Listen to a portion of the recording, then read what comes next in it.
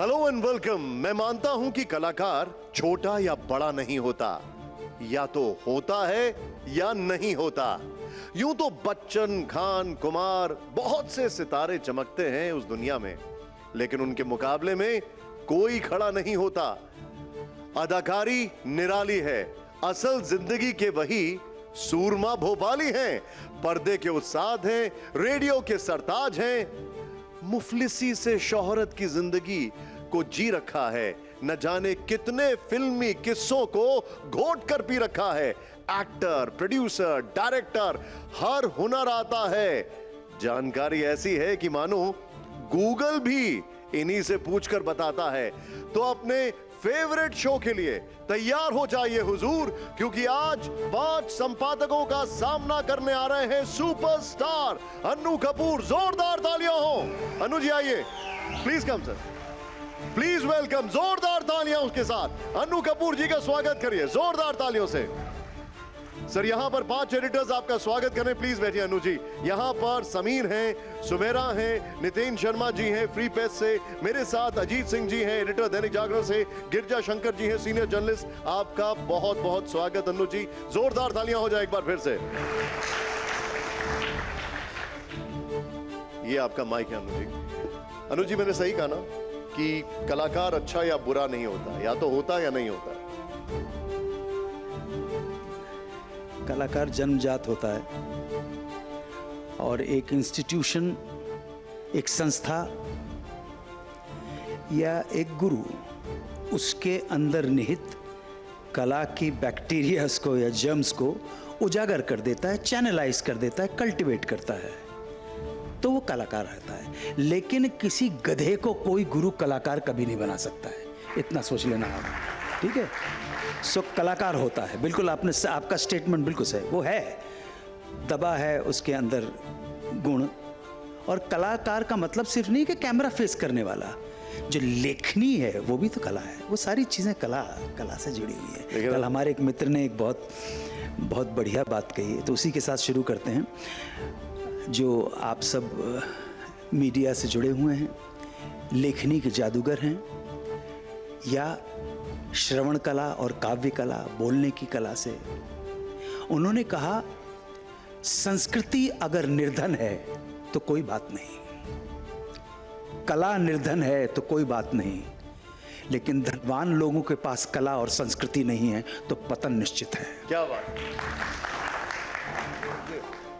अन्नू जी आज आप लग एकदम डिस्टिंग्विश्ड हैं। क्या लग रहे हैं आप? एक हमने आपको थोड़ी देर पहले देखा था और एक अभी देखा है, एकदम टर्न अराउंड। तो आपकी आज्ञा हो तो एक छोटी सी कहानी के साथ शुरू करूं मैं? बिल्कुल बिल्कुल। शांति निकेतन में प्रवास था महात्मा गांधी का। ये संयोग से महात्मा नाम भी रविंद्रनाथ टैगोर ने उनको दिया था, तो उन्होंने बदले में गुरुदेव की उपाधि दे दी। आपस में ही सारा पद्मश्री का खेल सारा होता रहा।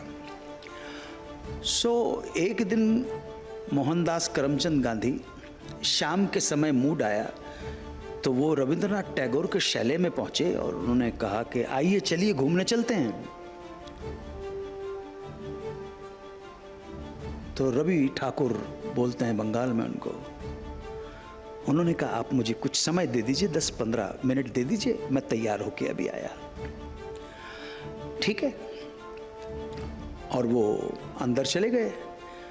15 मिनट बीत गए, 20 मिनट बीत गए, 25 मिनट बीत गए। अब धैर्य चुकने लगा था मोहनदास करमचंद गांधी का, तो बर्दाश्त नहीं कर पाए और अंदर प्रवेश कर गए। वो उनके जो उनका शैले था, जो कॉटेज थी, उसके अंदर एक कमरा, दूसरे कमरे में जब पहुंचे तो वहां देखा उन्होंने कि एक आदमकद आईने के सामने रविंद्रनाथ टैगोर अपने आप को निहार रहे, हाथ में कंघी है, अपने बालों को संवार रहे हैं, एक एक बाल का, दाढ़ी के बालों को तरकीब से सजा रहे हैं, अपने कपड़ों को देख के निहार रहे हैं। ये मोहनदास करमचंद गांधी के लिए बहुत अचरज की बात थी। तो उनके मुंह से एक स्टेटमेंट निकला, कहने लगे गुरुदेव इस उम्र में ये सजना धजना, इस उम्र में ये सजना धजना, रविन्द्रनाथ टैगोर ने जो पलट के बात कही है वो यहाँ बैठे हम सब लोगों के लिए जो 50 से ऊपर हो चुके, मैं तो 70 के ऊपर होने वाला हूँ। रविन्द्रनाथ टैगोर ने कहा कि महात्मा जी, जब तक जवानी थी तब तक सब चल जाता था, परंतु उम्र के इस दौर में जहां वरिष्ठ नागरिक हो चुका हूं, जहां ज़ईफ हो चुका हूं, बुजुर्ग हो चुका हूं, मैं किसी को असुंदर लगूं यह भी एक हिंसा का कारण है। तो सजते धजते रहिएगा, अच्छे अच्छे कपड़े पहनिए, अच्छा जितनी उम्र बढ़े उतना ही अपने शरीर का ध्यान रखें, अपने कपड़ों का ध्यान रखें। और इसी बात को मैं नासिर काज़मी की एक गज़ल के साथ आप सबको नज़र करना चाहता हूँ। उनकी ये गज़ल है कि नियत शौक़ भर न जाए कहीं, तू भी दिल से उतर न जाए कहीं। नियत शौक़ भर न जाए कहीं, तू भी दिल से उतर न जाए कहीं। आज देखा है तुझको देर के बाद, आज का दिन गुजर न जाए कहीं। क्या बात? आज देखा है तुझको देर के बाद, आज का दिन गुजर न जाए कहीं। और हासिल गौर तलब है, समात फरमाइएगा कि आज देखा है तुझको देर के बाद, आज का दिन गुजर न जाए कहीं। और ना मिलाकर उदास लोगों से, ना मिलाकर उदास लोगों से हुस्न तेरा बिखर न जाए कहीं। सड़े हुए लोगों से कभी मत मिलना, अच्छे लोगों के साथ मिलो।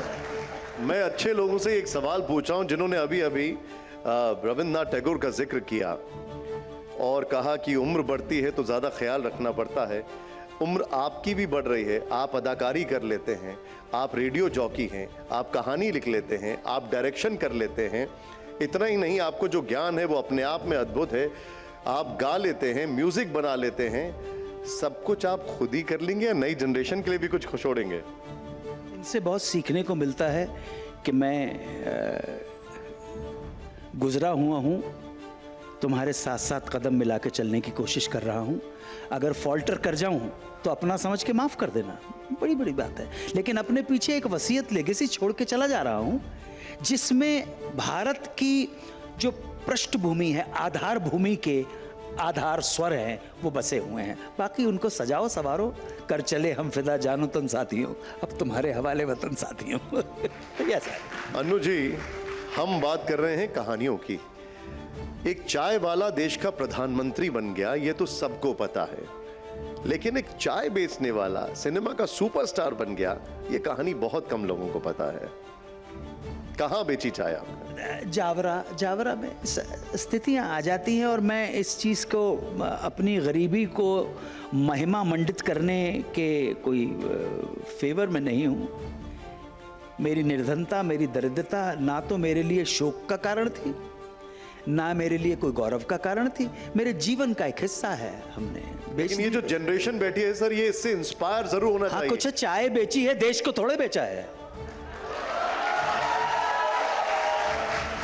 ऑटो रिक्शा चलाया है, चूरन के नोट बेचे हैं, लॉटरी के टिकट बेचे हैं, पटाखे की दुकान चलाई है।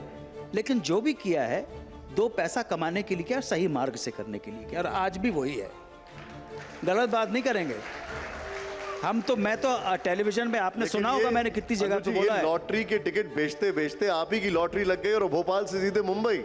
नहीं, भोपाल में पैदा हुआ, 61-62 में परिवार छोड़ दिया था। मेरे पिताजी की लोक नाट्य मंडली थी, और ये वो समय था जब समाज में नाटक करने वालों को, सिनेमा करने वालों को, ये कलाकारों को थोड़ा सा हेय दृष्टि से, निम्न दृष्टि से देखा जाता, समाज निम्न दृष्टि से देखता था।